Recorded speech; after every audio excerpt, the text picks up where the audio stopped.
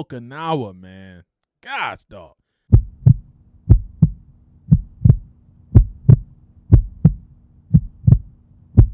Okinawa, Japan. There's nothing about Okinawa I did not like. My family was with me. I'm on the beach. My office is right by the beach, surrounded by the Pacific Ocean, the Philippine Sea, the East China Sea, all these things.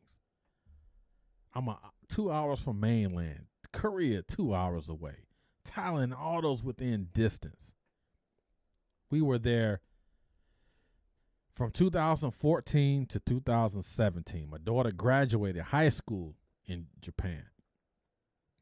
By far, the best duty assignment I ever had, family-wise. By far. My only thing about Okinawa, Japan, I did not like, and now I look back at it, I went on a lot of these missions, a lot of exercises, because our unit supported the Pacific Pathways missions.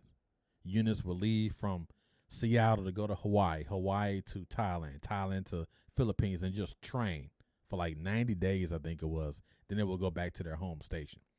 So my unit, we were in charge of providing that life support, providing that quality of life, setting up the barracks, making sure the water, all those things you need to support the warfighter while they out there conducting all their missions, their exercises, and their operations. Food, everything, right? All their sustainment operations. And I volunteered for a lot of those missions. You know, we did missions in mainland Japan, Philippines, Thailand, freaking Australia. And I volunteered to go on a lot of those. And because my track record was great, I did everything I could to support the warfighter in a manner that wasn't achieved prior to us getting there. I was voluntold to go on some of those missions. And so those missions on average lasted probably about 60 days. So you figure I was in Japan 3.5 years, right? I would probably say, honestly, I only been in Japan probably maybe 2 years due to all these missions. It was just missions, back to back missions. 50 days here, 60 days here, 50 days here. And I know it was wear and tear on my family, but they had the opportunity to see a lot of Japan.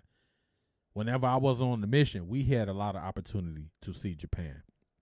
And it was freaking beautiful. Awesome environment. I ended up loving the Army again because the whole Detroit recruiting, again, outside of getting those men and women to join, I had a distaste for being there. It was a toxic environment.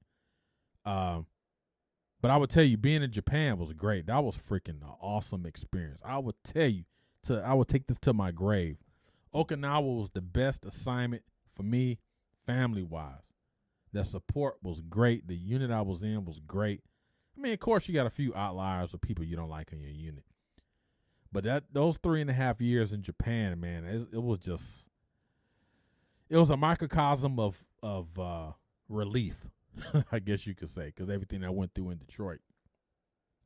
That was freaking beautiful, man. I loved freaking Okinawa, Japan. Love for us to move back there on a permanent basis.